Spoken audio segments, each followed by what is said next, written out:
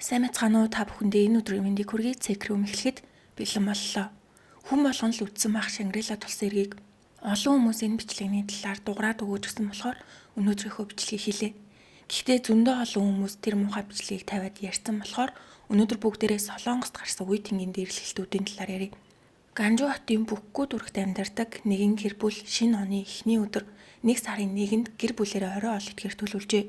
Гэвч уулзахаар төлөвлөсөн 6 цаг болсон ч дунд сургуулийн 1-р ангийн хүү нэрээгүй.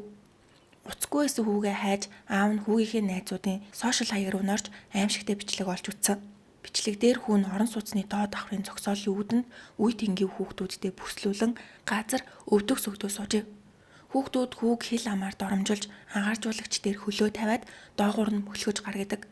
Хүү татгалзахад тэд бүлгэлж зодож эхэлсэн байна. Тэд хүүгээр би буруутай уучлаарай гэж хэлүүлэн бичлэг хийж сошиалдоо өөрсдөө бахархсан байдалтай нийтэлжээ.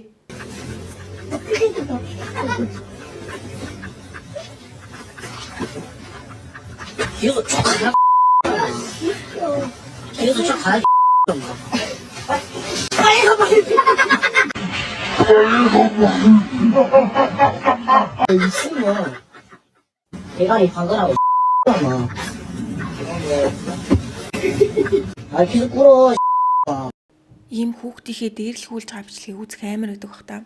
Хүүг гэртээ ирэхдээ нүүр нь хавдаж нүдний шил нь хангарсан байсан. Эцэг их нь бичлэгийг үзнээ хэлэхэд гүн нулимс туслуулан бүх үннийг хэлжээ. Бага сургуулийн 6 дугаар ангид байхад нэг хүүхэд нүдний шилийг нь хангарталцаодсон ч хүү би тэр хүүхэдтэй адилхан муу болмооргүй байна гэд уучлжээ. 12 сарын 27-нд бейсболын цохиураар зодож бэлэн мөнгө олон картыг нь дээрэмдээд үлдэгдэл хүрэлцэхгүй байна гэхэд нь зодуулж байгаа бичлэг хийх үү эсвэл хайраа илчилж байгаа бичлэг хийх үгээс сүрдүүлжээ. Тэгээд нас чицүү мөртлөө өөрсдийгөө авах гэж дуутахыг албатаж 2 жилийн турш боксер хичээлийг гэх нэрээр байнга зоддог байсан. Тэг ямар аав ээжтэй болоод хүүхдүүд нь ингэж хүн дээрлэж зодож зөгт юм болов? Хамгийн цочирдуулсан зүйл нь сургуулийн хүчирхийлэлтэд тэмцэх хорооны гаргасан шийдвэрээр сургуулийн хүчирхийлэл хийсэн хүүхдүүдийг хичээлээс нь ердөө 6 хоног түтгэлзүүлж хажууд нь байсан хүүхдүүдийг 3 хоног эсвэл 4-8 цаг нийт тустай ажил хийхийг шийдвэр гаргасан. Солонгосын хуулиар дунд сургууль нь заавал эзэмших боловсролтол сургуулиас хөөх шийтгэл оногдуулах боломжгүй байдаг. Мөн тэд өөр сургууль сурдаг тул сургуулиас шилжүүлэх шийдвэрч утгагүй болжээ.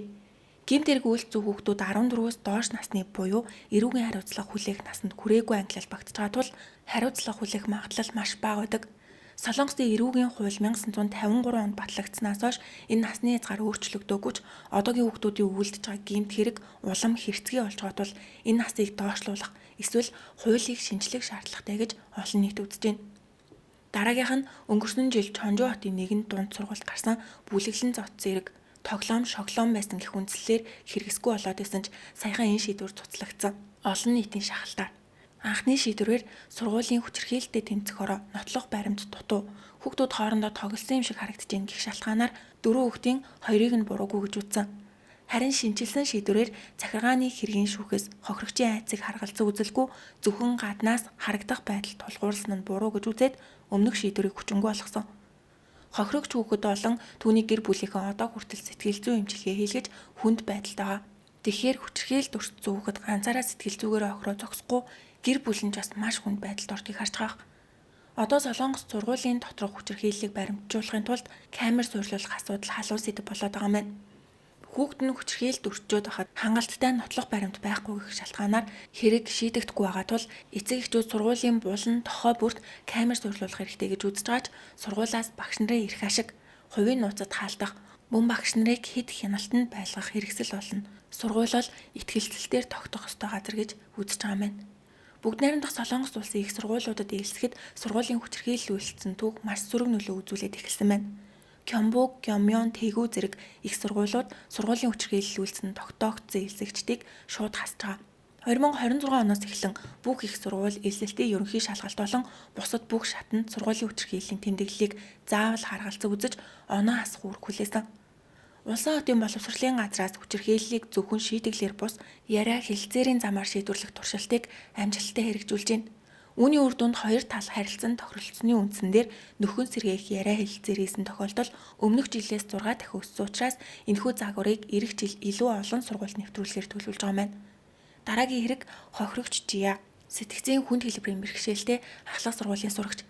Гэмт хэрэгтнүүд нь дунд сургуулийн 3 сурагч. Тэдний хоёр нь Солонгосын хуулиар эрүүгийн хариуцлага хүлээх насанд хүрээгүй буюу 14-өөс доош насны ангилал багтаж байгаа. Тэд Жияг гэртээ аваачиж бүлэглэн хүчирхийлсэн бөгөөд энэ үйлдэлээ гар утсаараа бичиж өөрсдийн сургууль төдийгүй ойр орчмын бусад сургуулиудад санаатаагаар тараасан байна. Сургуулийн захиргаа энэ эргийг болсноос хойш 2 сарын дараа олж мэдсэн. Жия оюуны бэрхшээлтэй учраас өөрийгөө хүчирхийллийн хохирогч болсон гэдгээ бүрэн ухамсарлаагүй тэрээр 2 сарын турш юу ч болоогүй мэт сургуультай явж исэн ч сүүлдээ толгой өвдөөд үхмээр ин гэж эмээд ээлдэг болсон. Жия гэмээ нүсгсэн. Аав нь түүнийг төрөхөд хайж авсан бөгөөд ээжийн сэтгэл готролд орж биедаан хүүхдээ өсгөх боломжгүй болжээ. Шинжээчдийн үзэж байгаагаар гэмт хэрэгтээ хүүхдүүд бичлэгдээр өөрсдийнхөө нүрийг ч нугаагүй. Тэдний дунд ийм хэрцгий бичлэг тараах нь хүчтэй, нөлөөтэй гэдгээ харуулах нэгэн төрлийн гац соёл тогтсон байна. Тэд бүр Жия өөрөө зөвшөөрсөн гэж мэдүүлж хаана тэдний гэмт хэргийн талаар ямар ч ойлголтгүй хэрцгий байгааг харуулж байгаа. 3 сурагчийг сургуулиас нь албатан шилжүүлж 2 жил 7 сарын турш Жияатай холбоо тогтоох ойртохыг хориглосон шийдвэр гарсан. Гэмт хэрэгтнүүд Жияагийн гэрээг мэддэг бөгөөд өмнө нь гэрт нь орж ирж суудаатай. Сургуулиуд хоорондоо ердөө 10 минутын зайтай тул хохирогчдын гэр бүл маш их айцтай байна. Гэмт хэрэгтнүүдийн хоёр нь 14-өөс доош насны учраас эрүүгийн хариуцлага хүлээхгүй зөвхөн хүмүүжлийн арга хэмжээ авах магадлал өндөр байгаа мэн. Өмнө нь сургуулийн дээрлэгэл зөвхөн бие махбодын зодоон төдий байсан. Жишээ нь би гэхтэл 10 жил байхдаа нөгөө ангийнхаа хулигай охинд орцсон дотор илэгдүүлжсэн байхгүй юу? Тухайн үед амар том биетэй ангийнхныгаа бүр ойр хавийн сургуулийнхныгаа баацдаг бүдүү охин байсан. Эрэгтэй хүүхд мөхтийг шууд зодчдөг за. Дараа нь оюутан болоо таарсан чинь амар эмэгтэйлэг хизээж хүн дээрлэгдэхгүй байсан юм шиг болсон байсан. Гэтэл одоо хүчирхийлэл илүү дижитал болж хүчирхийллээ бичлэг болгон баримтжуулж түүнийгээ сошиалоор тарааж хохирогчийг доромжлох сэтгэл зүйн аллах үйлдэх болсон. Оюуны бэрхшээлтэй ядруу харагдсан ар гэр нь асуудалтай зэрэг нийгмийн эмзэг бүлгийг сонгож бүлэглэн хүчирхийлэх зэрэг насан туршидын гэмт хэрэгээс тутгааргүй хүнд хэрэг үүдүүлэгдэж байна. Эдгээр бүх хэргийн гол зангилаа нь хуулийн хариуцлага сулгаа. Насан туршаагүй гэх нэрийдлэр хүнд гэмт хэрэг үйлдсэн ч эрүүгийн хариуцлага хүлээхгүй байгаа нь гэмт хэрэгтнүүдэд дахин үйлдэх сэтгэлгээг суулгаж байна. Ингээд өнгөрчгийн юм чи яасан ч яадгийн гэх мэтэр дараагийнх нь хохирогчийг хамгаалах нийгмийн дэмжлэг тутмаг. Жиягийн ирэх дээр харсан шиг ганцаардмал болон анхаарал халамж дутсан хүүхдүүд гэмт хэрэгтнүүдийн хамгийн амархан бай болж байгаа нь гэр бүл болон нийгмийн хяналт ямар чухал болохыг харуулж байна. Одоогийн нөхцөл байдалд хүүхэд учраас уучлана гэдэг зарчим үйлчлэгээ болох хэрэгтэй байна. Гэмт хэрэг үйлдсэн бол нас харгалзахгүйгээр тохирсон шийтгэлийг хүлээдэг хууль эрх зүйн шинжилэл хийх, мөн сургуулиудад камер суйрлуулах зэрэг бодит хяналтын систем, мөн хохирогчийг нийгмээрээ хамгаалах тогтолцоо нэн шаардлагатай байгаа. Монголд ч мөн Солонгостой адилхан эрүүгийн хариуцлага хүлээх насны асуудал маргаантай байдаг. Монгол улсын эрүүгийн хуулиар 14-өөс 16 хүртэлх насны хүүхэд зөвхөн хүнд гэмт хэрэгт хариуцлага хүлээдэг. Хөнгөн гэмт хэрэг үйлдсэн 14-өөс доош насны хүүхдүүд хуулийн хариуцлага хүлээхгүй байх тохиолдол их. Тэгэхээр яалтчгүй хуулиа чангатгах хэрэгтэй байна. Сүүлийн үед боловсрол шинжлэх ухааны яам болон цагдаагийн ерөнхий газраас сургуулийн дээрлэлтийн эсрэг нөлөөллийн ажлууд эрчимтэй хийгдэж ихэнх сургуулиуд албан ёсны сэтгэл зүйчтэй болсон ч нэмэр байгаа мó үгүй мó мэддэхгүй байна. Сургуулийн хүчирхийлэл улам нууц бөгөөд хэрцгий хэлбэр чилжиж байна. Хамгийн аюултай нь хүүхдүүд үнийг гэмт хэрэг гэж ухамсарлахгүй тоглоом, шоглоом, өөрийгөө лаг, мундаг гэдгийг баталж гин гэж андуурч байгаа явдал.